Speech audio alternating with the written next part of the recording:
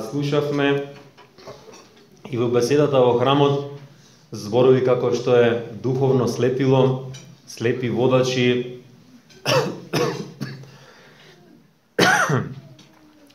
дека она што е најскапецо и највредно за нас е телесниот вид.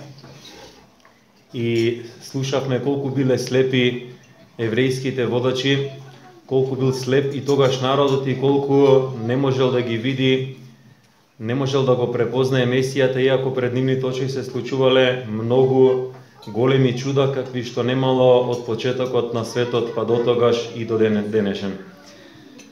Кога ги слушаме зборовите духовно слепило и духовни слепи, секогаш во нас мислиме дека тоа најмалку се однесува на нас.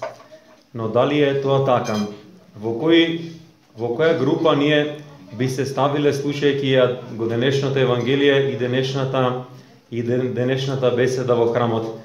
Дали ние вистински, иако имаме телесен вид, дали сме вистински, дали духовно вистински гледаме, дали на нашите очи нема духовно слепило и дали ние вистински согледуваме се што се случува и околу нас, и во нас самите, и во светот, и во црквата, и секаде во овој видлив свет. Со оглед на тоа, колку од нас, во колку мал број вистински се трудат да го исполнуваат Евангелието, со оглед на тоа колку малкумина од нас вистински се трудат да живеат во црквата, да живеат со Христа, да ги исполнуваат заповедите Божји, би рекол дека во поголемиот дел од нас ние можеме да се вброиме се уште во групата на духовно непрогледани. Зошто е тоа така? Да се прашаме и ние самите, а да ги прашаме и ближните и луѓето околу нас, колку мина од нас вистински постат, колку мина од нас редовно одат на литургија во храмот, колку мина од нашите ближни вистински принесуваат просби и молитви кон Бога секојдневно и наутро и навечер и се трудат во се да ги исполнуваат евангелските заповеди, да се грижат во очистувањето на својата душа, во поправањето на своите лоши и гревовни навики, да се оттргнуваат од гревовниот живот и да се трудат во стекнувањето на христијанските добродетели. Кога ќе почнеме и кога ќе зачекориме во храмот, кога ќе зачекориме во црквата и кога ќе се потрудиме да се помириме со Бога преку покајанието и исповедта и ќе започнеме со вистински православен духовен живот, тогаш ќе видиме колку всушност малкумина од нас и како наводни христијани и како наводно христијански народ вистински живееме со Христа. Тогаш ќе почнат нападите, осудите и смевањата и ругањата од светот и од нашите најближни, дека сме застранили и забегале и дека треба да си живееме, да си веруваме, но и да си живееме во светот, угодувајќи си во се и на себе си, и на својот стомак, и на своите страсти, и на своите егоистични и самолюбиви желби.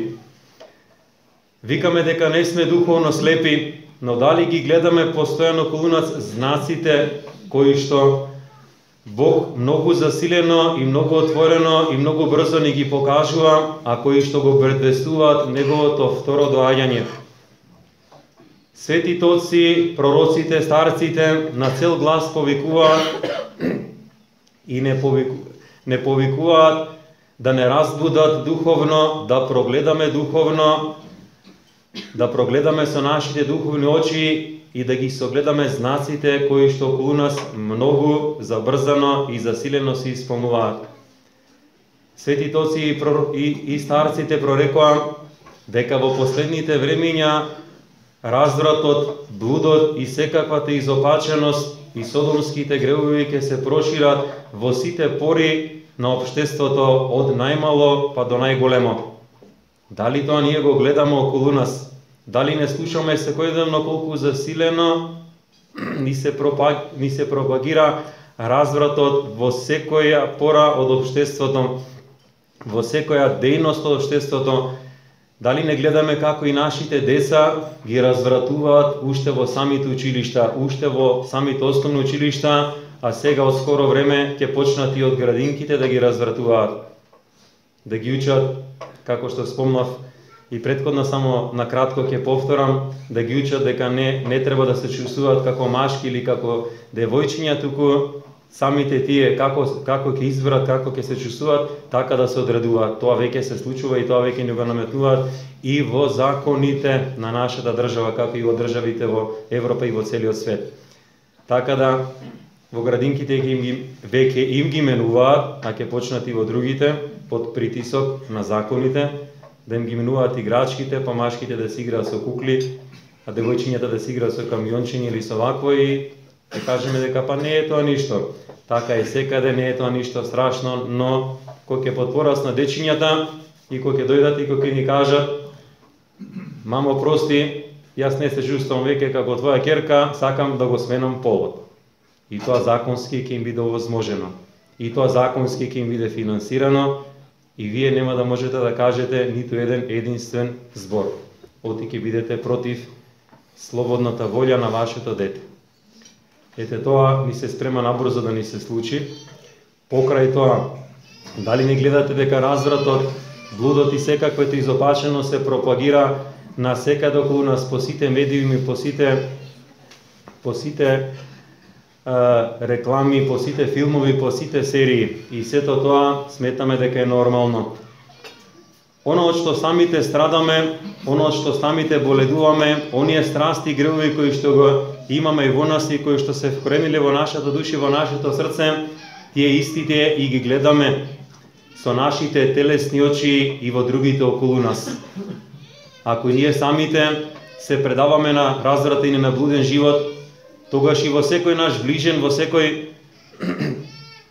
секој околу нас гледаме потенцијален блудник. Само за да си го оправдаме и самите гревот и велиме дека па и другите и сите прават така, зошто и јас да не поуживам малку и да не си угодувам на телото, бидејќи па и сите така прават. Зошто јас да се покајам кога сите други грешат? Зошто јас духовно да прогледам кога сите околу мене се духовно слепи? Но треба да знаеме дека оние за кои што ќе треба да дадем одговор на страшниот суд Христов, кој што неминовно и ќе дојде, и никој нема да биде лишен, односно никој нема да може да го избегне судот Божи, таму ќе треба да дадем одговор за самите себе си. Христос во Евангелието им кажуваше на еврејските старешини кои што беа духовно слепи: ако велите, ако бевте слепи, телесно слепи, тогаш грев немаше да имате, но бидејќи велите дека гледате, тогаш и гревот ви стои. Така и ние имаме телесни очи, но и телесниот вид ни е помрачен, а уште повеќе и духовниот вид. И постојано убаво ни е помило да пребиваме во духовно слепило, отколку да прогледаме, да се покаеме, да се поправиме и трезвено и будно да се подготвуваме за искушенијата и за исповедништвото што допрва треба да дојдат. Сето забрзано си оди кон својот крај, но за нас додека сме во овој живот, секогаш има можност и време за покаяние. Секогаш Бог не повикува, во секој момент од нашиот живот имаме можност да биреме дали ќе го примиме Христа или ќе го отфрлиме, дали ќе живееме добродетелен живот или ќе останеме во гревовниот наш живот. Дали ќе се потрудиме да го примиме повикот Божи или ќе го отфрлиме и ќе го слушаме лукавиот и неговите постојани привлечни понуди во овој свет.